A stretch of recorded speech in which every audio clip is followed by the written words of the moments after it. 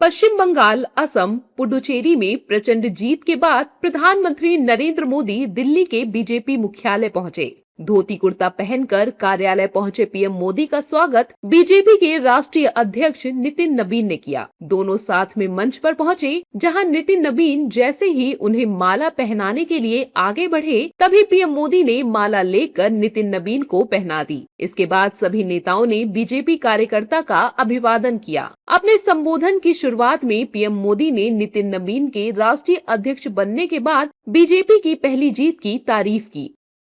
मैं बंगाल की जनता का, असम की जनता का, पुडुचेरी की जनता का, तमिलनाडु और केरलम की जनता का आज आदरपूर्वक नमन करता हूं। मैं उन सबको वंदन करता हूं। मैं आज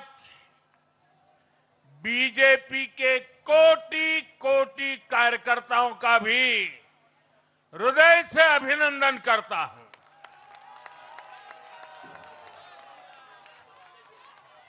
भाजपा के हर छोटे बड़े कार्यकर्ता ने एक बार फिर से कमाल कर दिया है, कमल खिला दिया है। भारतीय जनता पार्टी के अध्यक्ष श्री नितिन नबीन जी द्वारा अध्यक्ष पद संभालने के बाद ये पहले विधानसभा चुनाव थे। इन चुनावों में पार्टी कार्यकर्ताओं का, हर कार्यकर्ता को उनका जो मार्गदर्शन मिला, वो मार्गदर्शन इस विजय में बहुमूल्य रहा है। पीएम मोदी ने कहा कि आज बंगाल की जीत से ये साफ है कि गंगोत्री से लेकर गंगा तक देश में बीजेपी ही बीजेपी है। पीएम मोदी ने कहा कि आज बंगाल भय मुक्त हुआ है, भरोसे से युक्त हुआ है। उन्होंने कहा, आज बंगाल की पावन धरा पर नया सवेरा हुआ है, सूर्योदय हुआ है। गंगोत्री से लेकर गंगा सागर तक कमल ही कमल खिला हुआ है। उत्तराखंड, उत्तर प्रदेश, बिहार और अब पश्चिम बंगाल। पीएम मोदी ने अपने भाषण में कहा कि विपक्षी दल नारी विरोधी है। दलों ने नारी वंदन बिल पास नहीं होने दिया। आज नारी ने इन्हें सजा दी है। आज से बंगाल भय मुक्त हुआ है, विकास के भरोसे से युक्त हुआ है। बांग्लाए परिवर्तन होए गे छे।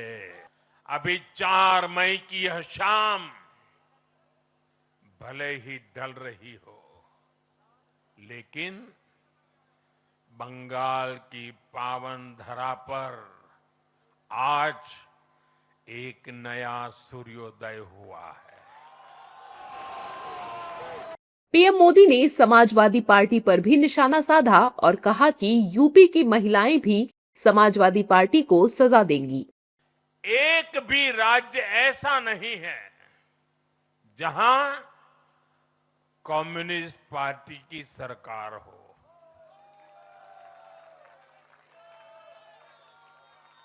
एक भी नहीं है। ये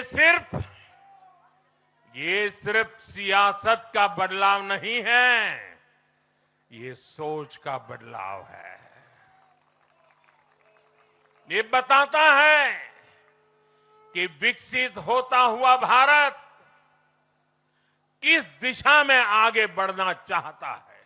पीएम मोदी ने कांग्रेस पर भी निशाना साधा और कहा कि कांग्रेस आज भी माओवाद को प्रमोट करती है, माओवाद का गिरोह बन रही है। आज देश में कहीं भी लेफ्ट की सरकार नहीं बची है। लेकिन साथियों, दुर्भाग्य से आज की कांग्रेस बिल्कुल विपरीत दिशा में चल पड़ी है। ऐसे समय में जब पूरा देश कम्युनिज्म से किनारा कर चुका है, कांग्रेस उसी विचारधारा को अपनाने में लगी है जिसे देश ने ठुकरा दिया है। बहरहाल पीएम मोदी का संबोधन बीजेपी की प्रचंड जीत पर आया है। पीएम ने भरोसा दिया कि बंगाल में बीजेपी की सरकार बनने के साथ ही महिलाओं को सुरक्षित माहौल मिलेगा, युवाओं को रोजगार मिलेगा, पलायन रुकेगा, घुसपैठियों के खिलाफ सख्त एक्शन लिया जाएगा और पहली कैबिनेट में ही आयुष्मान योजना को मंजूरी दी जाएगी।